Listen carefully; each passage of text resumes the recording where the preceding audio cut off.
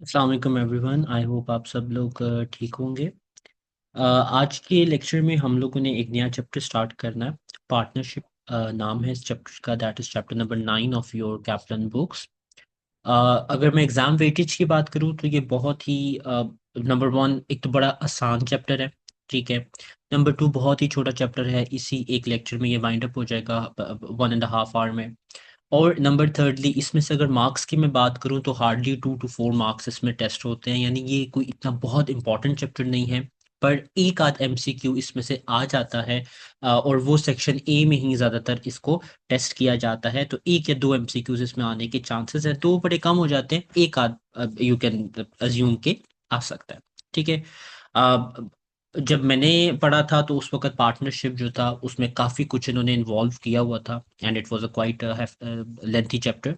But अब last 2 years से ये चैप्टर जो है बहुत छोटा कर दिया गया है, और इसमें कोई इतनी ज़्यादा अब बातें बची नहीं है। आप देख सकते हैं सिर्फ 3 चीज़ें हमने इसमें पढ़नी है, एंड हमारा ये चैप्टर वाइंड अप हो जाएगा। थोड़ा सा हम थ्योरी वाइज इसको यहाँ से देखते हैं, फिर जब हम इसकी कैलकुलेशंस करेंगे, बहुत आसान कैलकुलेशंस है, आधी तो आपने ऑलरेडी की भी हुई हैं अपने फाइनेंशियल अकाउंटिंग में, आधी हम यहाँ पर थोड़ी बहुत सीख लेंगे। सबसे पहले जी, बात करते हैं पार्टनरशिप होती क्या है। तो a partnership is a body of persons carrying on business together with a view to profit. तो ऑब्वियसली बात है, पार्टनरशिप इज कि जहां पर दो या दो से ज्यादा लोग मिलकर काम करते हैं with a aim to earn profit, या फिर उनमें जो प्रॉफिट्स होते हैं वो इक्वली भी डिस्ट्रीब्यूट हो सकते हैं या अनइक्वली भी डिस्ट्रीब्यूट हो सकते हैं। तो सबसे पहले पार्टनरशिप की डेफिनेशन वो क्या थी कि पार्टनरशिप बिजनेस या पार्टनरशिप वो होता है जिसमें दो या दो से ज्यादा लोग मिलकर काम करते हैं प्रॉफिट अर्न करने की नीयत से। आपका जो पार्टनरशिप एक्ट था उसका ईयर मुझे याद जो है वो नहीं है, मैं भूल रहा हूँ, it was 19 something. But as per the partnership act, आपके 2 से 20 पार्टनर्स जो है वो कंसिडर किए जा सकते हैं इन अ पार्टनरशिप, ठीक है। अब हम बेसिस ऑफ असेसमेंट की जब हम बात करते हैं तो द वेरी फर्स्ट थिंग कि each partner is taxed individually despite the partnership being a single trading entity with its own accounts. आपको नंबर वन ये बात पता होनी चाहिए कि पार्टनरशिप में limited liability, sorry unlimited liability होती है, विच मीन्स कि अगर पार्टनरशिप में लॉस भी हो रहा है तो जो ओनर्स होंगे या जो पार्टनर्स होंगे वो अपने पर्सनल एसेट्स को यूज करके इस लॉस को अकोमोडेट करेंगे। अब पार्टनरशिप में हम अज्यूम करते हैं 3 लोग काम कर रहे हैं, तीनों को अलग अलग तरीके से हम टैक्स करेंगे, तो each partner is tax individually, ठीक है। और जो पार्टनरशिप बिजनेस होगा उस पर तो अपने टैक्स लगेंगे, लेकिन वो जो पार्टनर्स हैं उन पर भी टैक्स लगेंगे, और ये उनकी एज अ ट्रेडिंग इनकम में काउंट किया जाएगा। Each partner is taxed based on their allocated shares of partnership। अब जैसे मैंने आपको भी बताया कि हर पार्टनर को उनके हिस्से का जितना भी, लेट्स से अगर एक पार्टनर है वो 50% शेयर होल्डर है अपने पार्टनरशिप बिजनेस में, तो जो प्रॉफिट होगा 50% उसको मिलेगा, तो जो टैक्स होगा वो भी 50% वो पे करेगा, ठीक है। तो each partner is tax based on their allocated share of the partnership profit as if the partner were a sole trader making that amount of profit। तो उसको as a sole trader consider किया जाता है, ठीक है। अच्छा, फिर हम थोड़ा सा आगे चलते हैं। कहता है the principles of computation of a partnership tax adjusted trading profits. आपने ट्रेडिंग प्रॉफिट्स ऑलरेडी पढ़े हैं, आपको पता है टैक्स एडजस्टेड ट्रेडिंग प्रॉफिट्स क्या होते हैं। They are the same as those of a sole trader.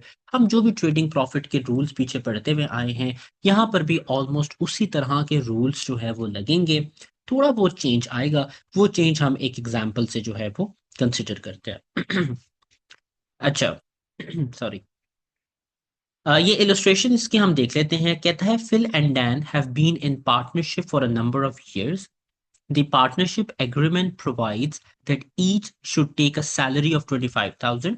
दोनों को, यानी फिल और डैन दोनों को 25,000 की सैलरी मिलेगी। 5% interest on capital balances eight the start of the accounting period. उनके जो कैपिटल बैलेंसेस होंगे उन पर उन्हें 5% इंटरेस्ट भी मिलेगा। And then the profit remaining 60-40 in Phil's favour. और जो प्रॉफिट है वो 60% जो है वो फिल को मिलेगा और 40% डैन को मिलेगा, ठीक है। Calculate the trading income accessible for each partner. आपने ट्रेडिंग इनकम बतानी है, जैसे मैंने आपको बताया कि पार्टनरशिप में ट्रेडिंग इनकम ही कंसिडर की जाएगी। For each partner for the tax year 24-25, if the tax adjusted trading profit for the year ended 31st March is 74,000।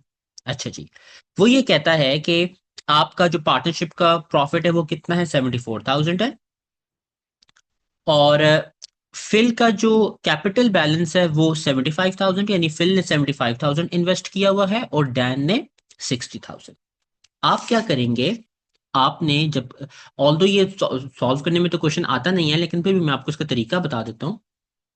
हाँ चलिए, बस इन्होंने नीचे सॉल्व किया हुआ है, दैट्स फाइन। ठीक है, आपने इसी तरीके से टोटल बेशक आप ना इस साइड पे ले आए। ठीक है, आपने फिल और डैन एंड देन टोटल, आपने 3 कॉलम्स बना लेने हैं। सबसे पहले आपको उसने सैलरी का बोला हुआ है, तो देखो सबसे पहले आप सैलरी की हेडिंग दो। फिल भी 25,000 सैलरी ले रहा है और डैन भी 25,000 सैलरी ले रहा है। दिस मीन्स के टोटल 50,000 की सैलरी यानी एज अ एक्सपेंस जा रहा है। ठीक है, इंटरेस्ट ऑन कैपिटल की जब हम बात करते हैं, तो इंटरेस्ट ऑन कैपिटल में वो ये कहता है कि देखिए, फिल जो है उसने कितना इंटरेस्ट लेकर आया हुआ है, 75,000। तो आप 75,000 का 5% कैलकुलेट करें तो ये बन जाएगा 3750। और आप डैन का 60,000 का कैपिटल है, उसका 5% कैलकुलेट करें तो ये 3,000 बन गया। दोनों का टोटल करें 6750 बन। ठीक है, अब आप टोटल कर दे, सैलरी और इंटरेस्ट ऑन कैपिटल का टोटल कर लें। डैन का टोटल प्रॉफिट बन रहा है 28,000 और फिल का टोटल प्रॉफिट बन रहा है 28,750। अब आपने क्या करना है, इन दोनों का टोटल ले लो। ठीक है, दैट इज 56,750। अब आपने यहां पर जो उन्होंने बात बताई है कि जो प्रॉफिट है वो कितना है, 74,000 है। देखो 74,000 का जो पार्टनरशिप प्रॉफिट है उसमें से 56,750 तो ऑलरेडी खर्च हो चुके हैं। 25,000 सैलरी निकल गई, बाकी 3,000 एंड 3,750 इंटरेस्ट निकल गया। तो आपने क्या करना है, आपने बैलेंस उठाना है 74,000, माइनस कर देना है 56,750, यानी ये जो अमाउंट है।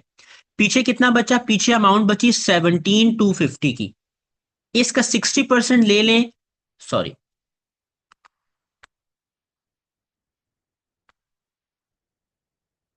इसका 60% ले लें तो फिल की अमाउंट बनेगी, और इसका 40% ले लें तो आपकी डैन की अमाउंट बन जाएगी। ठीक है, तो आप इनको टोटल कर लें तो देखें, फिल का जो टोटल पार्टनरशिप प्रॉफिट होगा वो 39,100 होगा, डैन का 34,900 हो जाएगा। ठीक है, तो ये आपके जो है वो आंसर्स हो जाएंगे।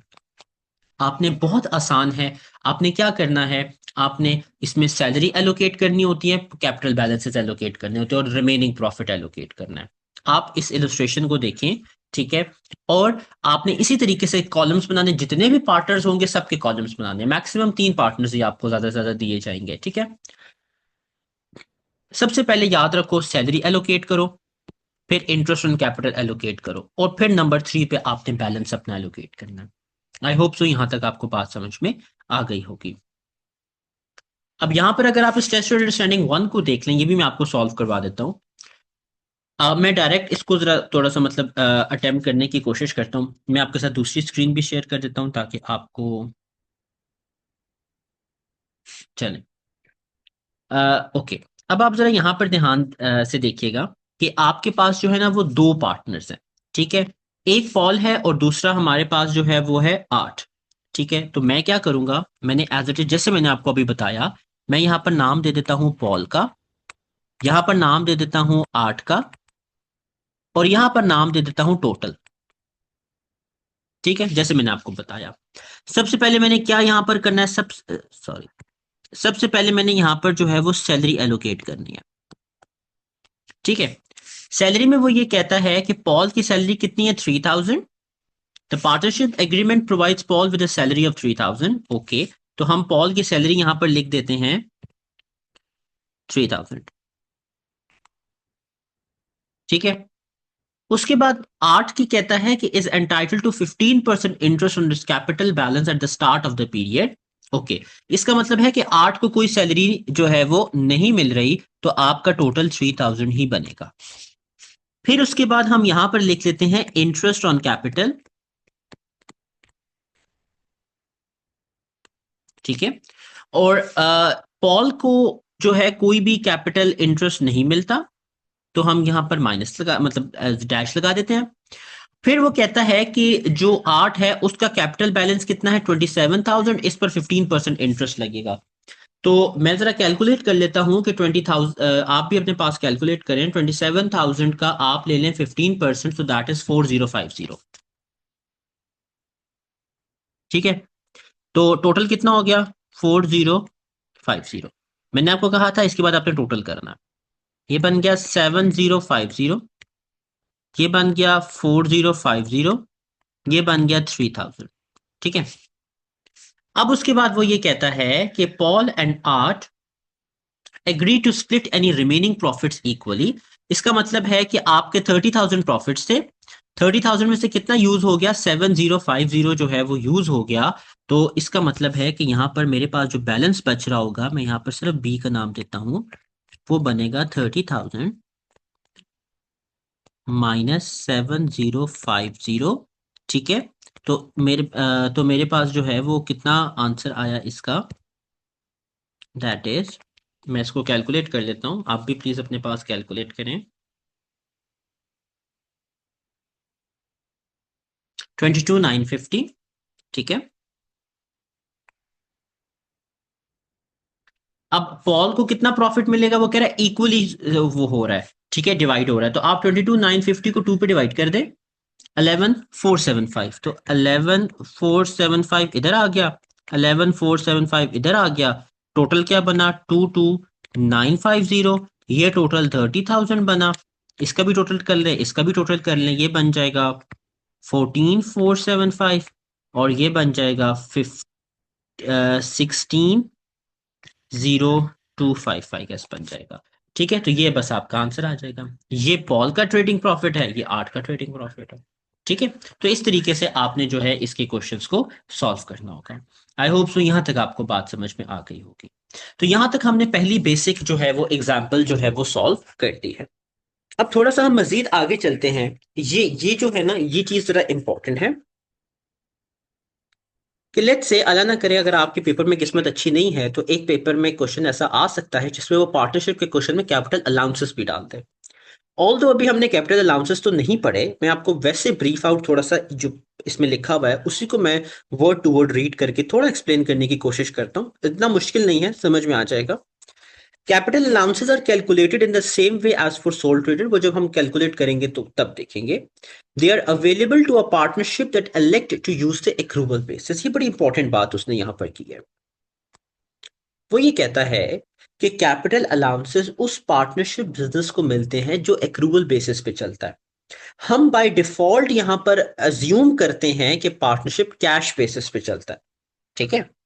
तो जब पार्टनरशिप कैश बेसिस पे चलेगा तो कैपिटल अलाउंसेस किस पर अवेलेबल होंगे, सिर्फ कार्स पर अवेलेबल होंगे। वैसे पार्टनरशिप में हम कार्स कैश बेसिस में अज्यूम करते नहीं है। तो आप यूं समझ लें कि पार्टनरशिप में अगर कैपिटल अलाउंसेस दिए हुए हैं तो वो एक्रूवल बेसिस होगा, अगर नहीं दिए हुए तो वो कैश बेसिस हो जाएगा।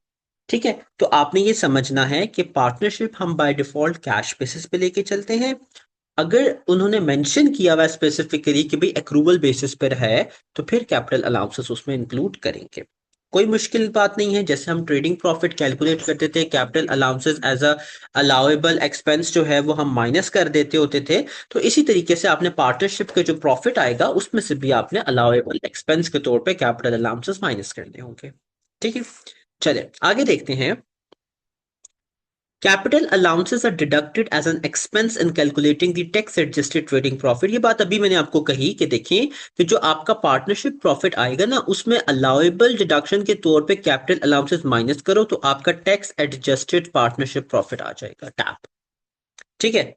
आपने इंडिविजुअल बेसिस में से माइनस नहीं करने, आपने टोटल प्रॉफिट में माइनस, फिर ये जो प्रॉफिट होगा ये आपके पार्टनर्स के दरमियान स्प्रेड आउट हो जाएगा। ठीक है। तो आई होप सो यहां तक आपको बात समझ में आ गई होगी। इससे ज्यादा इसमें कुछ इतना खास हम बात फिलहाल के लिए डिस्कस नहीं करते। अगर तो कोई क्वेश्चन आया तो हम उसमें उस चीज को देखेंगे, ऑल दो इसमें कुछ इतनी ज्यादा इंपॉर्टेंट बात तो नहीं बताई हुई। चले अब हम बात करते हैं टैक्स ईयर बेसिस की। थोड़ा सा मजीद आगे चलते हैं। If a partnership prepare accounts to a year and that does not coincide with the tax year they have allocating sorry then having allocated the partnership profit between the partners, each partner will then need to time a portion. Simple सादा लफ्जों में वो ये कह रहा है कि देखो अभी तो हमने ये अज्यूम किया कि आपका पार्टनरशिप बिजनेस, जैसे हमने ऊपर जो दो क्वेश्चंस किए थे मैं आपको दिखाऊं, तो यहाँ पर आपका 1 अप्रैल से 31 मार्च तक था, राइट, पूरा टैक्स ईयर पे अलाइन कर रहा था। व्हाट इफ अगर आपका पार्टनरशिप जो है वो आपका अलाउंस सॉरी आपका जो पार्टनरशिप है बिजनेस वो आपके जो टैक्स ईयर है उसके अकॉर्डिंगली अपने अकाउंट्स नहीं बनाता, तो फिर आई बिलीव ये एक अंडरस्टैंडेबल बात है कि आपने सिर्फ उन्हीं प्रॉफिट्स को कंसिडर करना है जो आपके टैक्स ईयर में आ रहे हैं और उन पर टैक्स कैलकुलेट करना होगा। इसकी पहले एक इलस्ट्रेशन हम देखते हैं, और इसकी जो टेस्ट अंडरस्टैंडिंग तो खैर नहीं है, चलो इलस्ट्रेशन ही दी हुई है तो हम इलस्ट्रेशन ही इसकी चेक कर लेते हैं। बड़ी आसान इलस्ट्रेशन है। Kieran and Brahim have been in partnership for a number of years. Okay. The partnership agreement states that all profits are split 35-65 in Kieran's favor. अगर ये ना भी लिखा हो तो आप समझ दो कि पहले उन्होंने किरण का नाम दिया है तो ये किरण के होंगे और ये जो है वो ब्राहिम के होंगे। ठीक है, आपने यूं समझना है। किरण हैज ट्रांजिशन प्रॉफिट्स ऑफ 6,500। मैंने आपको एक दफा बताया था कि ट्रांजिशन प्रॉफिट्स पिछले सालों के आने वाले प्रॉफिट्स होते हैं जिन पर हमने अगले 5 सालों में टैक्स देना होता है। तो ट्रांजिशन प्रॉफिट उसका ये है, इब्राहिम का ट्रांजिशन प्रॉफिट ये है, और कब ये टैक्स होगा? 24-25 में टैक्स होगा। ठीक है। अच्छा, फिर उसने ये भी बता दिया कि आपका जो टैक्स ईयर है, सॉरी आपका जो ईयर एंड है, देखो अब उसने बताया कि आपका ईयर कब स्टार्ट होता है। आपका ईयर जनवरी में स्टार्ट होता है, दिसंबर में खत्म होता है। मैं पार्टनरशिप के ईयर की बात कर रहा हूँ, टैक्स ईयर की बात नहीं कर रहा।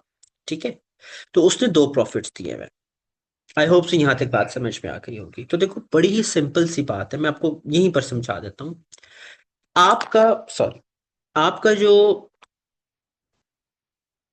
आपका जो 31 दिसंबर 2024 वाला है ये स्टार्ट कब हुआ होगा? जनवरी 24, और खत्म हुआ होगा दिसंबर 24। लेकिन हमारा टैक्स ईयर तो स्टार्ट ही कब होता है? अप्रैल 24। तो आप अप्रैल से दिसंबर तक का प्रॉफिट इंक्लूड कर दें। 48,000 है, 48,000 को आप मल्टीप्लाई करें 9 से और डिवाइड करें 12 से। क्यों? क्योंकि हमने जनवरी फरवरी मार्च का प्रॉफिट इंक्लूड नहीं करना, वो तो पिछले साल टैक्स हो गया होगा।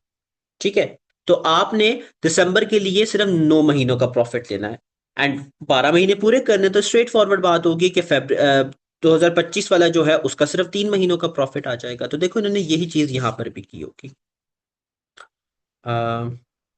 ये देखें, ठीक है, 31,200 जो हमारे पास था। अच्छा, इन्होंने जो है ना पूरा कर दिया, चले वो हम उस तरह भी कर सकते हैं, लेकिन अगर हम इस तरह करें तो मैं चले आपको अपने तरीके से बता देता हूँ कि हमने पहले ये कैलकुलेट किया कि अच्छा भाई हमारा 2024 का कितना प्रॉफिट इस साल टैक्स होगा। तो ये मैं अपने पास जरा कैलकुलेट करके ना आपको आंसर बता देता हूँ कि इसका आंसर आता क्या है। देखिए जी, 48,000 है, उसको 9 से मल्टीप्लाई किया और 12 से डिवाइड किया तो हमारे पास 36,000 प्रॉफिट आ जाएगा। तो मैं इसके प्रॉफिट यहां पर लिख रहा हूं, ये इसका है। इसी तरह 54,000 को 3 से मल्टीप्लाई किया और 12 से डिवाइड किया तो 13,500 आ गया। ठीक है, अब देखें जी 36,000 का अगर आप ले लें 65% तो दैट इज 23,400, और अगर आप 13,500 का 65% लें तो दैट इज 8,755। 23,400 को और 8,775 को ऐड करें तो ये बन जाता है 32,175। ये मैंने किरण के प्रॉफिट्स एस्टिमेट कर दिए हैं। ठीक है, तो यहां पर हमारे पास आ गया आंसर 32,175। ये देखें जी, 32,175 आ गया। ठीक है, इसमें ट्रांजिशन प्रॉफिट आप ऐड करोगे तो आपका ट्रेडेबल प्रॉफिट जो है वो ट्रेडिंग इनकम सॉरी ये आ जाएगी। इसी तरीके से आई बिलीव आप ब्राहिम की भी ये चीज कैलकुलेट कर सकते हैं। आपकी बुक में किस तरह हुआ हुआ है? आपकी बुक में पहले प्रॉफिट्स एलोकेट हुए हुए हैं, फिर उनकी अपॉर्शनमेंट हुई हुई है। तो देखो उन्होंने बोला कि 48,000 का प्रॉफिट था, उसका 65% किरण को चला जाएगा, 45% जो है वो ब्राहिम को चला जाएगा। फिर ये जो 31,200 आया ना, ये तो 12 महीनों का प्रॉफिट था, आपने 9 महीनों का कैलकुलेट करना है, तब उन्होंने इसको 9 महीनों पे अपॉर्शन किया। और जो ये वाला था इसको उन्होंने 3 महीनों पे अपॉर्शन कर दिया। मैंने यहीं पर इनको 9 और 3 में डिवाइड करके उनका जो है उस तरीके से अपॉर्शन कर दिया। तो आपकी मर्जी, आप जैसे अपॉर्शन मर्जी करना चाहें, ठीक है। तो समझाने वाली बात ये थी कि जब आपके टैक्स ईयर्स अलाइन नहीं होंगे तो आपने क्या करना है, अपने प्रॉफिट्स को अपॉर्शन करना है, और सिर्फ अप्रैल 24 से मार्च 25 के दरमियान जितने प्रॉफिट्स है सिर्फ वही कंसिडर करने हैं, ठीक है। आई होप सो आपको बात समझ में यहाँ पर आ गई होगी। आप प्लीज इस इलस्ट्रेशन को जरा अटेम्प्ट कीजिएगा, दोबारा से देखिएगा। अगर कुछ नहीं समझ में आया तो आप मुझसे पूछ सकते हैं।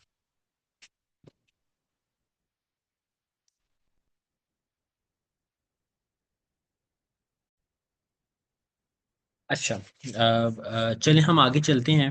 अब हम बात करते हैं changes in profit sharing ratio. देखिए जी, बहुत दफ़ा ऐसा होता है कि कभी लेट्स से अगर आपके तीन पार्टनर्स हैं, तीनों जो है वो 33 प्रॉफिट शेयर करें, इक्वली प्रॉफिट शेयर कर रहे हैं। दो चले जाते हैं, सॉरी एक चला जाता है उनमें से, तो पीछे दो बच जाते हैं। तो उनकी जो प्रॉफिट शेयरिंग रेशियो है वो चेंज हो जाएगी, 50-50% पे चली जाएगी, राइट। या फिर कभी ऐसा होता है कि अगर दो है जो 50-50% शेयर कर रहे हैं, दो और आ जाते हैं, तो हो सकता है 25-25% पे उनकी प्रॉफिट शेयरिंग रेशियो चली जाए, राइट। तो बहुत से रीजंस होते हैं जब आपकी प्रॉफिट शेयरिंग रेशियो चेंज हो जाती है। अब हमारा नेक्स्ट वही चीज, और आई बिलीव यही आखिरी चीज होगी इसमें। लेकिन जी द एग्जिस्टिंग, इसको आप पढ़ भी लीजिएगा, मैं एक दफा फिर भी पढ़ देता हूं। The existing partner may decide to allocate profit in a different way. This may be as a result of change in duties. अगर कोई ज्यादा ड्यूटी कर रहा है, बोलेगा भी मेरा प्रॉफिट रेशियो इंक्रीज करो, सीनियोरिटी, और सिंपली बाय एग्रीमेंट की बेसिस पे, ठीक है। मेंबरशिप ऑफ पार्टनरशिप में changes as the result of admission, death और रिटायरमेंट ऑफ द पार्टनर। नया आ रहा है, पुराना जा रहा है, या कोई पार्टनर रिटायर हो रहा है। Provided that is at least one partner common to the business before and after the change, the partnership will automatically continue for tax purpose. ये बड़ा इंपॉर्टेंट पॉइंट था। अगर तो सारे पार्टनर्स छोड़ देते हैं, सारे नए पार्टनर्स आ जाते हैं, तो फिर टैक्स के लिए एक नए तरीके से पार्टनरशिप बिजनेस को रजिस्टर होना पड़ेगा। एक एट लीस्ट कॉमन पार्टनर जरूर होना चाहिए in order for the partnership business to continue the same as it was continuing in the past, ठीक है। चले चले जी, इसकी इलस्ट्रेशन देख लेते हैं। बड़ी ही आसान सी इलस्ट्रेशन है। पहले क्या था, पहले रॉजली और लॉगन जो थे वो पार्टनर्स थे। उनके टैक्स एडजस्टेड ट्रेडिंग प्रॉफिट्स कितने हैं, 16,000 है, ठीक है, 16,000। अच्छा, अब देखिए सबसे पहले तो up to 31st December 2024 profits were shared between Rosalie and Logan 3-2 after paying annual salaries of 3,000 and 2,000 respectively। अच्छा जी, चलें देखें जी, वो ये कहता है कि from 1st January 2025 profits are shared between Rosalie and Logan 2:1 after paying annual salaries of 6,000 and 4,000 respectively। चले यहां पर अब जरा ध्यान से दीजिए, देखिएगा आपका साल कब खत्म हो रहा है, 31 दिसंबर 2024। लेकिन हमने तो अप्रैल से स्टार्ट करना है, हमने तो 9 मंथ्स का लेना है। तो सबसे पहले देखें कि हम, मैंने आपको बताया था सबसे पहले सैलरी आएगी। सैलरी कितनी मिल रही है रॉजली को, 3,000 की। ये पूरे 12 महीनों की सैलरी है। आप इसको क्या करें, आप 9/12 करें इसको, तो वो आ गई 2,250। रॉजली की भी 9/12 करें, वो आ गई 1,500। यानी 9 महीनों की सैलरीज कितनी आई, 3,750, 5,000 की बजाय। तो आपने वो लिख दिया, ठीक है। अब देखिएगा यहां पर आपको वो ये कहता है कि टैक्स एडजस्टेड ट्रेडिंग प्रॉफिट कितना था 31 मार्च, एक मिनट, अच्छा ठीक हो गया। अच्छा, वो ये कह रहा है कि अब आपका tax adjusted trading profit for the year ended 31 मार्च 2025 जो था वो 16,500 था, ठीक है। 16,500 जो था आपके पूरे 12 महीनों का प्रॉफिट था, ठीक हो गया। अब आपने क्या करना है, आपने जो है वो इसको मल्टीप्लाई करना है 9 और डिवाइड किससे करना है, 12 से, जैसे उसने यहां पर किया हुआ है, ठीक है। चलिए, अब ये प्रॉफिट हमारे पास आ गया। इस प्रॉफिट में से यानी 12,375 में से आप माइनस करें 3,750, तो आपके पास आ जाएगा 8,625। इसको आप 3:2 3:2 का मतलब है कि ये मल्टीप्लाई बाय 3 डिवाइड बाय 2, और ये सॉरी डिवाइड बाय 5, और ये है 2/5। ठीक है, तो ये वाला आपका सिनेरियो हो जाएगा। ये आप कैलकुलेट करके अपने पास देख भी सकते हैं। तो यहाँ पर हमने जो बैलेंस था या जो हमारे पास प्रॉफिट था, दैट वाज 12,375, वो हमने कैलकुलेट कर दिया। ठीक है, इसके बाद जो है, अब देखें, वो ये कह रहा है कि अब देखें दिसंबर तक आपकी जो है वो ये थी, जनवरी से आगे चेंज हो गई थी। तो जनवरी फरवरी मार्च 3 महीनों का प्रॉफिट है, तो अब हमने 3 महीनों का प्रॉफिट ले लिया, और सैलरीज भी 3 महीनों की आ गई। सैलरीज इस बार 6,000, 4,000, 6,000 इंटू 3/12, 4,000 इंटू 3/12, ये आपके आ गए। 16,500 का 3/12 करें, 4,125, उसमें से 2,500 की सैलरीज माइनस करें, 1,625 बचेगा, ये आप एलोकेट कर दें। ठीक है, तो it's not difficult, I hope आपको समझ में आ रहा होगा। तो आपने क्या करना है, आपने जब तक आपकी मतलब लाइक प्रॉफिट शेयरिंग सेम थी वहां तक अपनी सैलरीज वगैरह ले लें, उसके बाद जब चेंज हुई है तो उसको नए तरीके से कर दें। ठीक है, तो आपने उसी तरीके से पोर्शन करना है जो मैंने आपको अभी थोड़ी देर पहले बताया। तो आई होप सो आपको ये बात समझ में आ गई होगी। इसकी ये टेस्ट एंड अंडरस्टैंडिंग आप लोगों ने खुद अटेम्प्ट करनी है। ठीक है, इसका आंसर पीछे भी होगा, आप वहां से भी देख सकते हैं, एज इट इज इसी की कॉपी है।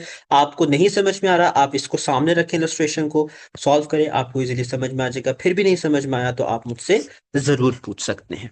ठीक है, मुझे बस 1 मिनट दे दें, फिर हम जो है इसको आगे लेकर चलते हैं।